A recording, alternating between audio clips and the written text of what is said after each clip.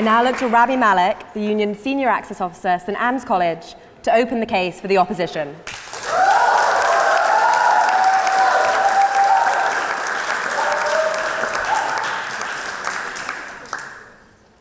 Good evening, everybody, and thank you so much, Madam President, for the opportunity to speak once again in this august chamber. And thank you, honourable members, for taking out your evening to watch what I'm sure will be a very interesting debate, if Cameron's speech was anything to go by. Let us not be complacent today. The motion will require a lot of work to unpack. My speech this evening, ladies and gentlemen, will consist of 3 distinct parts. First, I'm going to establish the framework by which we can understand the motion at hand. I'm going to define the events that we should consider as constituting foreign policy and ultimately argue how we should judge, and ultimately outline the framework for how we should judge whether we should prefer Trump's foreign policy or Obama's. Second, I'm going to take a deeper dive into Trump's record on trade. Trump's progress in this domain has been a joke, a literal meme. For voters who expected otherwise, this has got to be the worst trade deal in the history of trade deals, maybe ever.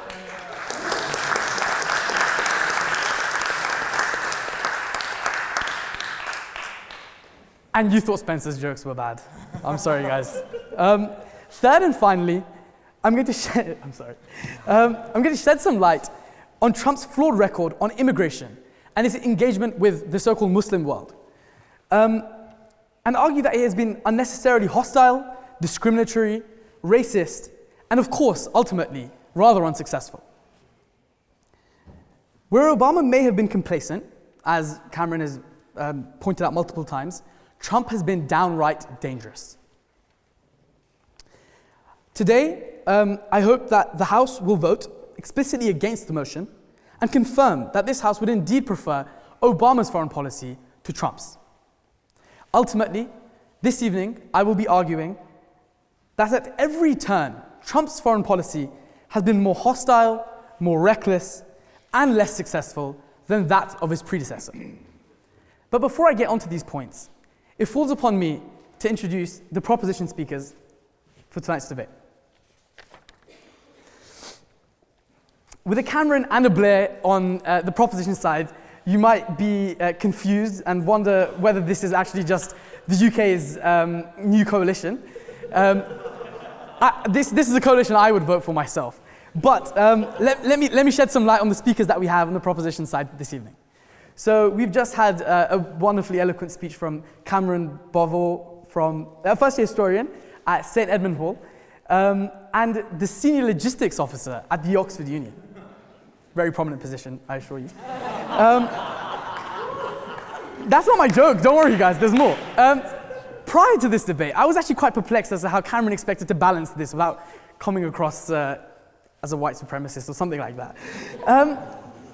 I gave it some hard thought, and I realized that Cameron and Trump actually have quite a lot in common. They were both privately educated. They both harbor a deep desire to lead their respective nations, right? And apparently, they both have trouble securing the popular vote.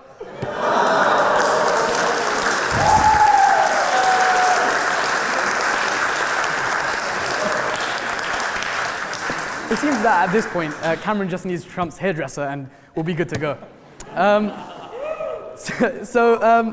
Next up, we have the pleasure of hearing from Admiral Dennis Blair, former US Director of National Intelligence, retired US Navy Admiral, and former student here at the University of Oxford. Blair served under Carter, Reagan, and Obama before resigning, or should I say being asked to resign, in May 2010. Upon his resignation, however, President Obama did issue a glowing reference.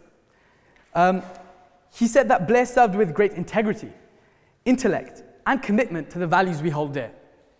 Apparently, he didn't hold these values enough because he couldn't hold on to the job. But luckily enough for him, these aren't values we hold very dear here at the Oxford Union, so he'll be okay this evening. And finally, to close up the proposition speakers, we'll be hearing from Rebecca Heinrichs, a specialist in nuclear deterrence, missile defense, and a current senior fellow at the Hudson Institute. She was also a key individual in the formation of the Bipartisan Missile Defense Caucus. Heinrich is also a regular correspondent on Fox News, regularly attending Fox and Friends. So I guess you could add senior advisor to President Donald Trump to that list as well. It was quite tough to discern which side of the debate should be on this evening, but I'm glad to hear that she is, in fact, speaking in opposition of the motion. Madam President, these are your proposition speakers, and they are truly most welcome.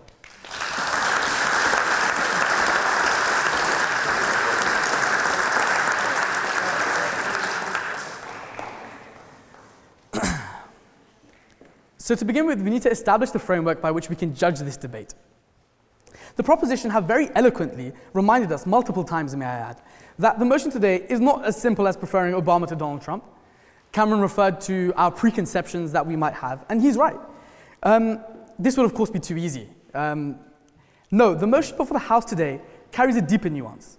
The motion before the House argues that Trump's foreign policy should be preferred to Obama's. Focusing on foreign policy does help us narrow the debate. But you have to remember that foreign policy covers all of Trump's interactions with nations globally. It is, however, useful to highlight the fact that these are the actions for which Trump is most directly culpable. While I'm sure that the proposition will remind us of Trump's bold claims, how he's defeated ISIS, and how he is tough on foreign policy globally, we must take a holistic view of foreign policy and judge the motion based not off of defense or the environment or his interactions in specific countries, but really as a whole. In particular, the burden of the proposition is to argue that Trump's approach to trade negotiations with China, nuclear policy in North Korea and Iran, the peace in Israel and Palestine are preferable to the policies pursued by Obama. The proposition must argue that Trump's approach to immigration reform, border control, the environment are preferable to those put forth by Obama. The proposition tonight must argue that Trump's foreign policy, including his ignorance towards NATO, as Cameron pointed out as a point in proposition for some reason, and his suspicious relations with Russia, are better for America and the world at large than Obama's. In short, the proposition must take a holistic view of foreign policy and still argue that they would prefer Trump to lead the United States than Obama. Members of the proposition will undoubtedly cherry-pick case studies and offer exceptions where Trump's erratic nature happened to pull through. Actually, me and Secretary Johnson haven't had a chance to discuss our speeches, but I had a little look at his notes, and I hope you'll forgive me for saying this, but at the top it says very clearly, sense out of nonsense. And I think this is a key theme for the debate ahead. Trump's policy has been erratic. And we can cherry-pick cases and we can say it's been successful here, but we really do need to take a broad view. Never will the proposition be able to concretely argue that Trump's foreign policy agenda as a whole has been preferable to that of Obama's. So with that, let's get into Trump's record trade. Trump has claimed to take an America first approach. As Cameron has nicely highlighted, Trump has repackaged some of Obama's existing trade deals, called them his own, and made broad claims based off of these trade deals. However, his negotiations with China offer a valuable insight into the way Trump works. Lots of rhetoric, but very little substance. Quite similar to some of our speeches, if I do say so myself. Repeatedly, Trump has exaggerated claims of trade talks progressing, but still the trade war rages on. While some commentators may concur that Trump's use of the trade war to force Chinese concessions is an effective use of America's standing in the world today, it is important to note that Trump himself seems surprisingly complacent and almost okay with these tariffs becoming the day-to-day norm between relations between the US and China. More specifically, Trump fails to recognize the gains from trade and supply chain integration that have developed through the private businesses that were developed during Obama's administrations. One estimate argues that Trump's extension of tariffs to 25% across all imports between China and the US could increase the cost to households across the US by over $2,000. Yet Trump still claims to put America first. Trump focuses on the collection of direct tariffs while intentionally ignoring these missed gains from trade. While it is true that Obama didn't make significant gains in this domain, he didn't destroy the global political order while he was at it. While it may be admirable that Trump has attempted to defend IP theft in China, he has undoubtedly gone too far. He has failed to appreciate the tact required to enter trade negotiations with an authoritarian regime. Obama's approach through the development of the TPP fostered positive relations in the Pacific while applying indirect pressure to China. But Trump's approach is violent at best. Recent extensions to tariffs on May the 5th on Trump's part have failed. Since May the 5th, China has explicitly said they will not back down.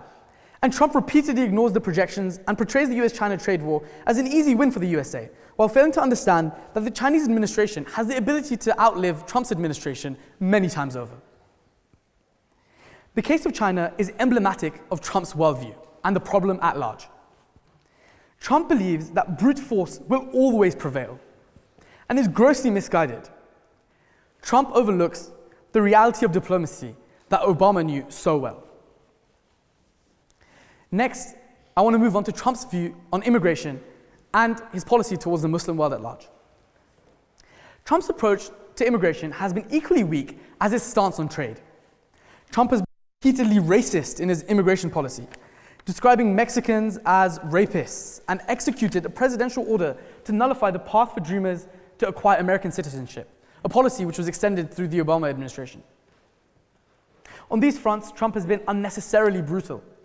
And of course, we can't forget Trump's promise that he will build a wall and Mexico will pay for it. Yet I see no wall, and Mexico is yet to pay for it. Once again, this unnecessary alienation of Mexican peoples has been discriminatory and ineffective. Many migrants entering along the southwest border today are seeking asylum due to violence, persecution, and ongoing instability in Central America. Yet Trump's response to this is to cut aid to these very Central American countries who could benefit from it the most. This policy only results in worsening conditions on the ground and a continued exodus of asylum seekers out of the region. It seems that a common theme in Trump's administration is to alienate the globe and the people who he expects to be the leader of. Remember, it was Trump who drove the birther movement against Obama, alluding to conspiracy theories that Obama was a Muslim. It's almost as if Trump thinks that his so-called Muslim bans would somehow exile Obama from the United States. Some of the guests at today's dinner might have noticed that I wasn't in attendance, and that's because I've been observing Ramadan. Ramadan is a month where Muslims across the world fast for up to 16 hours a day. And Spencer thankfully passed me some water as I opened my fast just before my speech. And as a Muslim, not an American citizen, but as a Muslim nonetheless, I feel very unwelcome by the United States. And I think this is important as it provides a very neat segue into Trump's understanding of how the world works. You see, Trump does not necessarily see many of these individuals who may be American citizens on paper as American. He emboldens white supremacists, and elsewhere in the Muslim world, Trump has capitalized on his attacks against Muslims.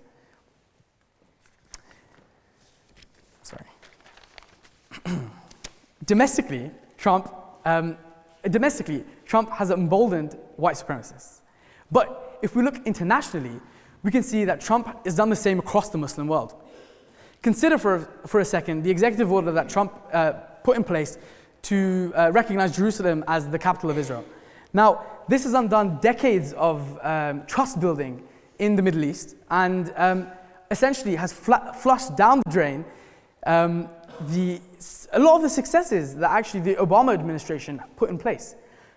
These are very, very fragile governments, and the trust building process is decades long. I'm sure the speakers will allude to the fact that very little progress was made on paper, but as I'm sure some of the ex-members of the government can testify, many of these talks take place behind closed doors for many decades before any actual peace talks are agreed. And Donald Trump effectively said goodbye to any of this progress. So today I've laid out the framework by which we should analyze this debate. We should look at foreign policy holistically. We cannot take single issues. I'm sure Rebecca will talk a lot about nuclear policy and Trump's limited successes there. But we need to look at this as a whole. We need to look at Trump's record on immigration. My colleagues will talk about the environment, we'll talk about Trump's nuclear policy, we'll talk about Trump's policy on security. And we have to understand that this evening we are voting against the motion that this House would prefer Trump's foreign policy to Obama's. I urge you this evening to vote against the motion. Thank you so much.